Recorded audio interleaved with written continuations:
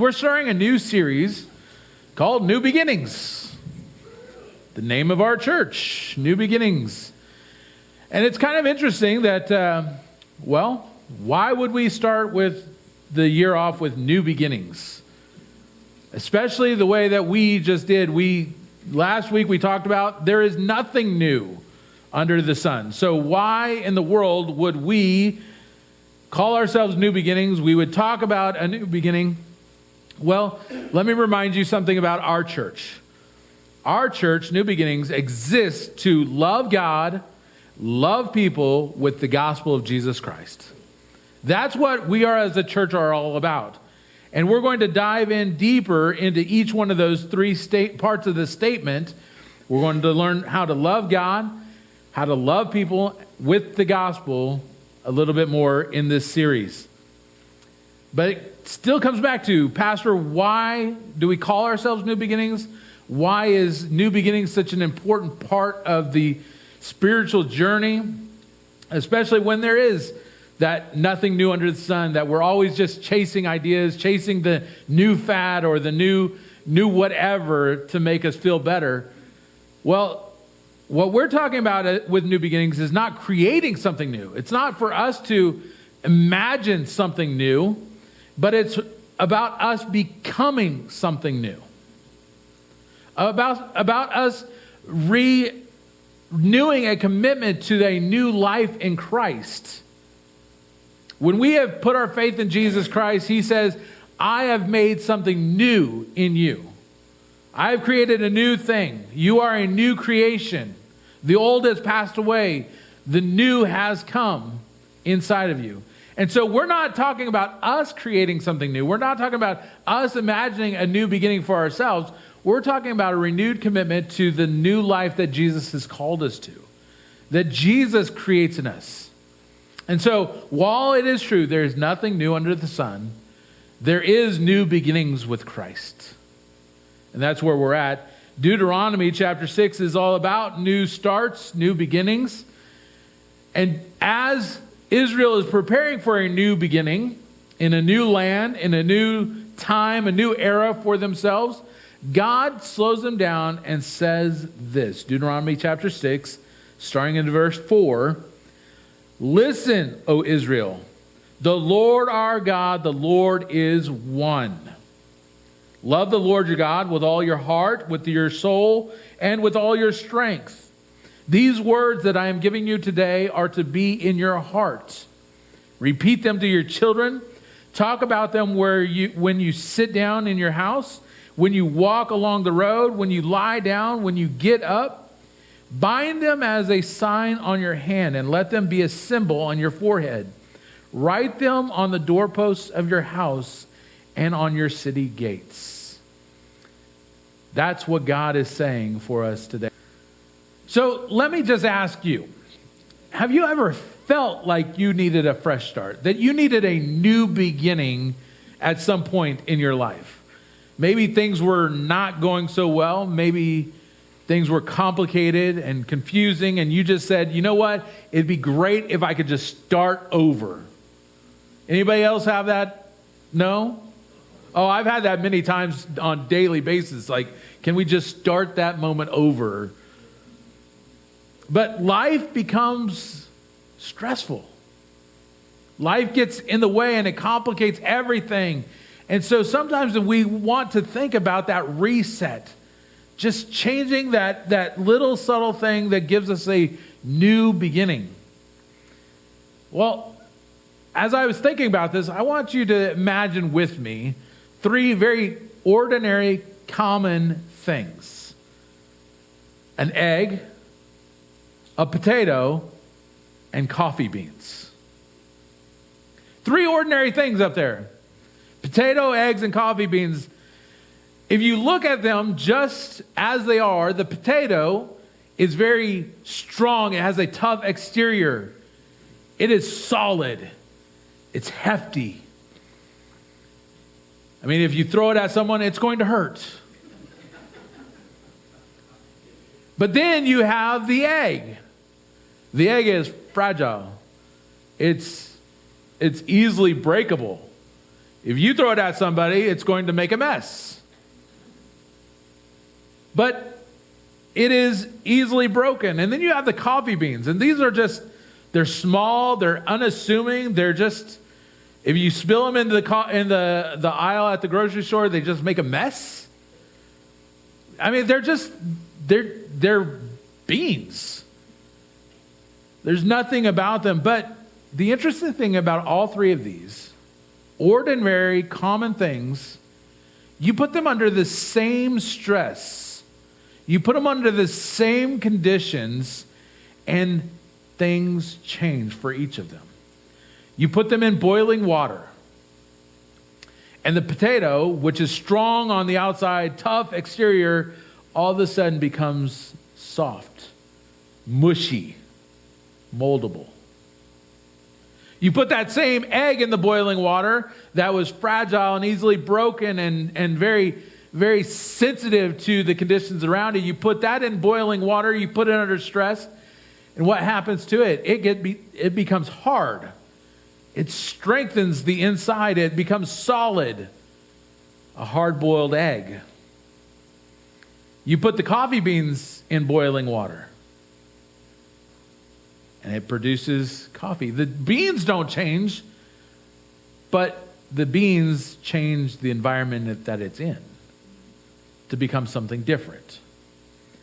All of these, you put them in the same condition, the same stress, and they become something new. Why? Because the process reveals what was already going on inside of them. It creates something that was already there. The potential was already there to begin with. The stress just brought that out to reality. Life and stress don't determine who you are. They don't determine the direction of your life, but they reveal what's happening on the inside. Some of you have that tough exterior. People look at you and you're rough and you're like that potato. But put that person under the right condition and they become a softie. They kind of just fold under the pressure. Some of you are fragile like an egg and you are sensitive to lots of things going on, but you put that person in the right condition and they can become a hard person. They'll toughen up. But see, what I want to draw your attention to is really the idea of the coffee bean. Because the coffee bean put in that condition does not change itself, but it changes the environment around it. All of us come to faith in different ways. We all have the same life stresses. We all have things going on in our lives that cause us to worry, cause us to fear. They cause us to stress over things. We all have the same conditions of life, but how we respond, what it causes to happen inside of us is different for each of us. And we all come to faith differently. Just like these three items, some of you came to faith and you were very anti-God. You were hard on the outside. You were that potato, that rough and rigid, and you were just dead set against anything God or anything religion. And something happened to soften you up to the ways of God. Some of you were very fragile when you came to God. You were on the verge of being broken already. You were, if something were to tap you wrong, your whole life would spill and fall apart. And you came to God, and all of a sudden you were able to handle some of the stress of life a little bit better. You were strengthened on the inside. You were kind of shored up. You were made into that new beginning, the new creation of a hard-boiled egg that would stand some of life's stress. But all of us, in one way or another, we need to become more like the coffee beans in some ways. And the fact that life will happen to us, but it doesn't change us. we actually change what's going on around us. Because of that new life that is in Christ, that when we have put our faith in Jesus' death, burial, and resurrection, we become that new creation that all of a sudden affects the environment around us. And drawing our attention back, Deuteronomy chapter 6, we see Israel at that new beginning spot. They're getting ready to change the way they've done life for as long as they've known it. They were in slavery. They were in bondage for so long. And now they're standing on the banks of entering into a new place, a new rhythm of life. And God gets their attention on that bank and says, before you change anything, before you enter into this new life, before you build your own, before you plant your crops, before you establish new routines, you need to hear this and be reminded of this. God is the most important thing. God is the thing that needs to be our focus. See, renewal, a new beginning of life, doesn't start with changing our circumstances or our appearances or anything like that. You can change your hair color, you can change your clothing styles. That's not the new beginning we're talking about. A true new beginning, a new renewal of life begins when we start worshiping God, when we start loving God with all that we have. So, if we're going to learn to love God, we have to understand what it means to truly worship Him. And that's what God gives to the Israelites in Deuteronomy chapter 6. He says, this is what's most important. This is the first thing. The Lord our God, the Lord is one. See, we need to understand that if we're going to love God and worship Him, we need to understand that it begins with God. Our worship has to begin with God.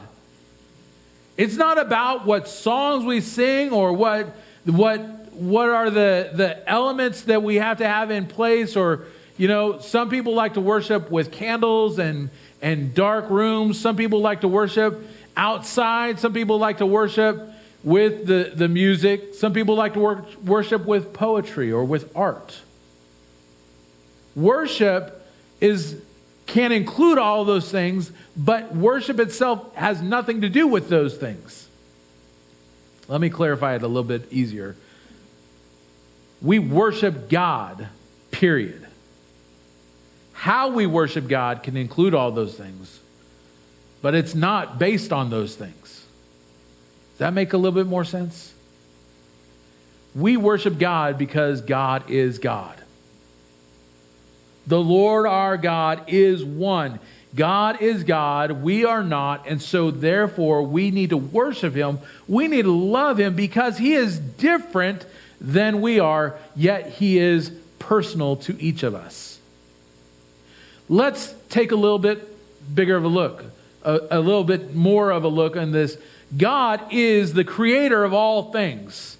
He is all powerful, all knowing, ever present.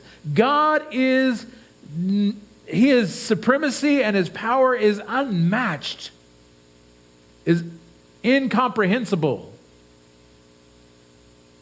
We need to acknowledge that God is far beyond what we think He is. He is so much more than that. And just that alone should cause us to stand in awe of Him. But because God is a personal God that loves us, we need to realize that we need to love Him too. 1 John says it this way, that we love God because He first loved us. But that's our first priority. If we're going to do anything different with this year, anything different with our lives, if we're going to want that new beginning, it starts with acknowledging God is God, we are not, and we're going to worship Him because He is God. Worship is both an action and an attitude. It's all those things that we talked about. It's prayer, it's singing, it's sacrificing, it's giving offerings, it's giving thanksgiving, it's all of those things. Because it is an action, but it is also an attitude. Because the next thing in verse 5, it says, love the Lord your God. It's an attitude of love, of appreciation. It's that whole idea that we are going to have the attitude, the choice of loving through our actions. Because we've all heard love is a verb, so that means it's an action, but it's also a decision. So worship is both an action and an attitude. But biblical worship says God is the most important thing in our life. That needs to be where we start, is that God is God and we are going to worship God because everything begins with Him. And so if we were to look at this and say, well, worship, my love towards God is just an action. I'm going to just do these things and that's my worship. That's considered an empty religion. Because if we just do the things but don't have the attitude, the heart of worship, then they're just actions that have no meaning really. It's incomplete. But an attitude, I'm going to love God, but I'm not going to do these things. I'm not going to read my Bible. I'm not going to pray. I'm not going to sing these songs. I'm not going to sacrifice or give offerings. I'm not going to give thanksgiving. That's just not who I am. I'm not going to do those things, but I have the attitude of I love God. Well, that's just false emotions. That's another form of empty religion. James says, faith without works is dead. Loving God must also come with the actions. It's got to be both. It's an action and an attitude, but it has to begin with God. We need to have that big picture of who God is, of what He has already done and what He will do. If you've not taken time to be amazed at just who God is, that's where you need to start. That's the point of not only our church, but it's the point of all of our lives. We've got to have a proper perspective, a proper view of who God is, because everything in our life begins with God. You could not breathe, you could not eat, you couldn't stand, you couldn't speak if it weren't for God. And we've got to have that idea. We've got to have that as our first and most important thing.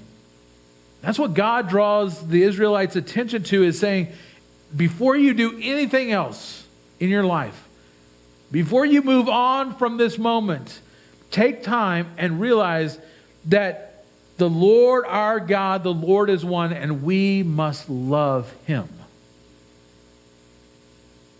But then I want you to see that God doesn't leave it just as that. He then goes on to say that worship needs to engage the whole person, all of us.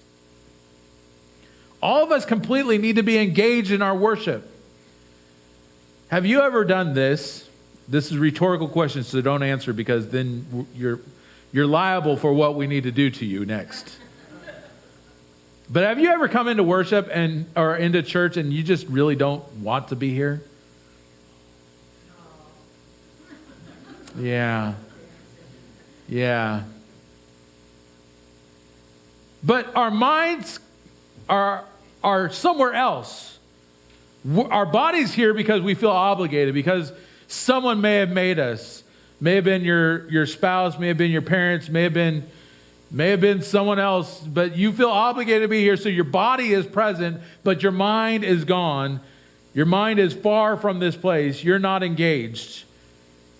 Or you just don't feel like it. Things are happening in your life and you just don't feel like worshiping God.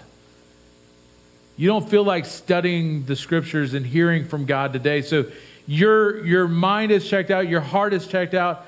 That's why God says that you need to love the Lord your God with all your heart, with all your soul, and with all your strength. It's interesting that God points out these three aspects of the human life, that's what we need to love God with.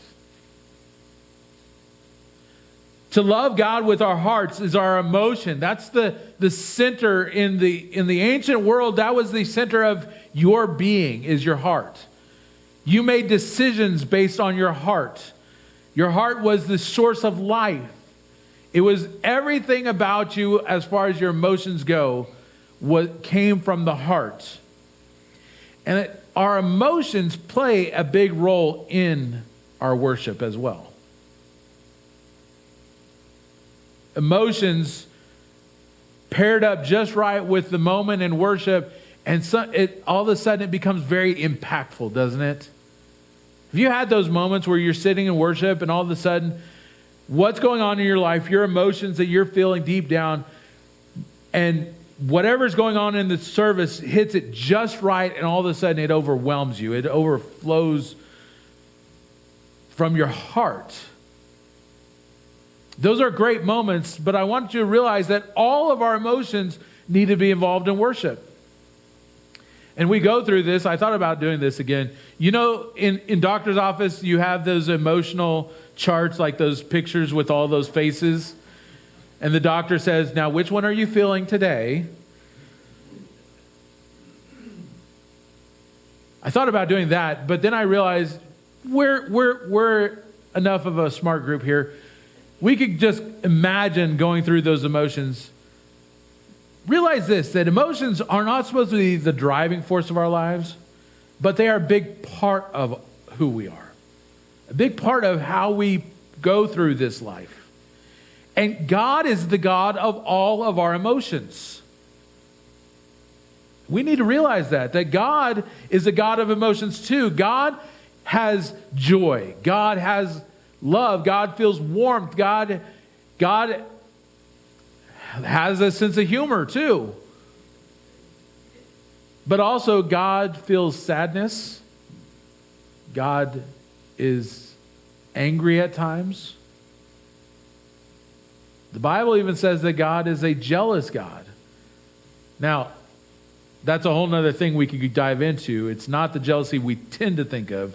It's a different type of jealousy. But nonetheless, it is jealousy. So God is a God of emotions, and He has given us these emotions because we were created in His image, which means this, that He wants our emotions to be a part of our worship as well. Now let's go through that just slightly here. We love to worship God, and I've noticed this. Each person has a favorite emotion they want to worship God in. If things are going great in your life, some of you love to praise God in those moments, and it's natural. That's when you want to love God, is because everything's going great.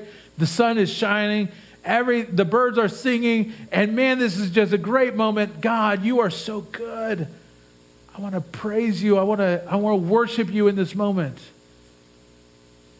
Others are driven to worship when things are going bad in our lives.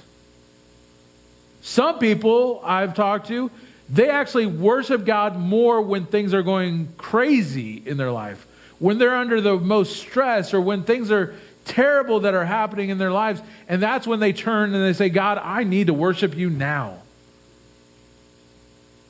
My life is upside down, and God, the only thing I know to do right now is to worship you.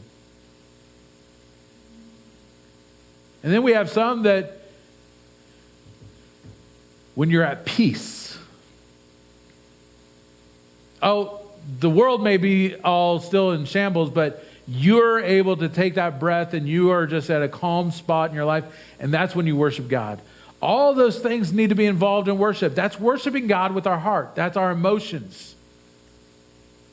But they are never supposed to be the only way that we worship God.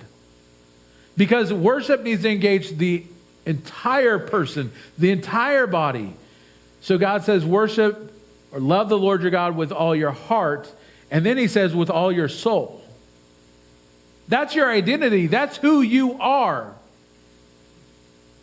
Worship God with your soul, the part of us that God has created for us to be eternal. The part of us that has that desire to connect with God. Because we were created to have a relationship with God. So there's always a part of us, whether we are believers or not, there is a part of us that wants to connect to the eternal. We have that drive, and so that deep part of us that longs to be with God again. Psalm says it this way. Psalm 42 says, "As the deer pants for the fresh waters, so my soul longs for you." Our soul longs to worship God. It longs to be with God. And we need to learn to worship God with our soul, with all of our identity, who we are. See, we were created in the image of God, so we are the image bearers. And you have a unique identity as God's image bearer. Notice this. Look around the room. Look to your neighbors. Do they look like you? Do you look like them? Aren't you glad you don't look like them? God created us to look differently because we are all unique. And your identity means that you worship God in a unique way. You need to find out how to worship God with your identity, with who you are. And you need to recognize that there is a part of you, all of you really, but the core of who you are, your soul was created to worship God. And so we are supposed to worship God with all of our heart, with all of our soul, and with all of our strength. That's our actions. That's what we do with our lives. That's what we say, what we think. That's even worshiping God with our wealth. That's worshiping God with our work, with what we do. That's our strength. We're not talking about just physical strength. You know, I don't think that it's, for our church, it would be one of those things where we have a bench pressing contest to see who worship God's the most. I don't think that would be the way that we would do things here. But if we were to say, man, I was able to worship God while I was mowing my lawn, or this week while I was, snow blowing my driveway or shoveling the sidewalk. Man, I was able to worship God while I was at work. And even though my work may not be a God career, I can worship God while I'm at work. I learned that when I was working at the grocery store. It was easy for me to worship God while I was stocking shelves or cashing people out at the cash register. I was able to worship God because I focused my strength, my moments upon Him, and realized that I can only do what I'm doing because of God. And so, whether we're worshiping Him with our physical strength, or whether we're worshiping Him in our soul, or whether we're worshiping Him with our emotions, all of us need to be involved in worshiping God. And that new beginning, the renewal of our life, happens when we move from intention to orientating our lives around loving God all the time.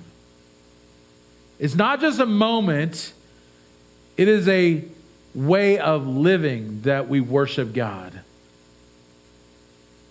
Notice that it says, worship Him, love the Lord your God, even when you are in your house sitting down, when you're walking along the road, when you lie down, and when you get up. So taking a nap, it could be a very good way of worshiping God. Just so you know, it's here. It's written right here. But we need to worship God with all of our lives. And then the last thing here is we need to realize that worship needs to shape the way we live, shape our life. It needs to be the thing that shapes us, that changes us, to use our opening illustration, to say, you know what, all these things are happening to me, but one thing that's going to remain the same is I'm going to worship God. And my life is going to be about worshiping God. Verse 6 says, these words that I'm giving you today are to be in your heart. The choices that we make in our lives, that's how we demonstrate that we are actually loving God and worshiping Him with all that we have. So think about this. The decisions, the choices you made this last week. What you chose to eat. What you chose to spend money on.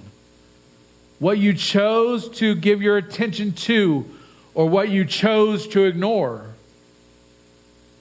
All of that should be shaped by our love for God, our worship to God. They should be written on our heart, and they should determine what we do with every part of our lives. As it continues on, you're supposed to teach them to the next generation. It says, repeat them to your children. Talk to your children about your love of God. Let them see that how you live, the decisions you make, is because you love God. Don't just tell them that they need to love God. Show them how you love God. Teach them to the next generation. Talk about your love of God wherever you go. Talk about it when you're sitting down and having a meal. Talk about it when you're grabbing a coffee or a tea, Connie, because I know I've pushed coffee on you a lot today, but we need to talk about these things. It needs to be a everyday part of our lives is our worship, our love of God. Man, I love God. I want to love Him with everything that I have, with all that I am, with every moment I can. I want to love God. It says even to have them as signs. It says to bind them as a sign on your hand and let them be a symbol on your forehead. Write them on the doorposts of your house. We're supposed to have signs and symbols of our love everywhere that we live. Should be a part of who we are so much that it's automatic, that says, I could tell you love God. When they walk in the house, they could see, man, I could tell you love God. When they walk in, or when they sit in your car and you have music on, I could tell you love God. All of our lives should be shaped, should be molded or changed by the fact that God is our God and we are going to love Him. We are going to worship Him.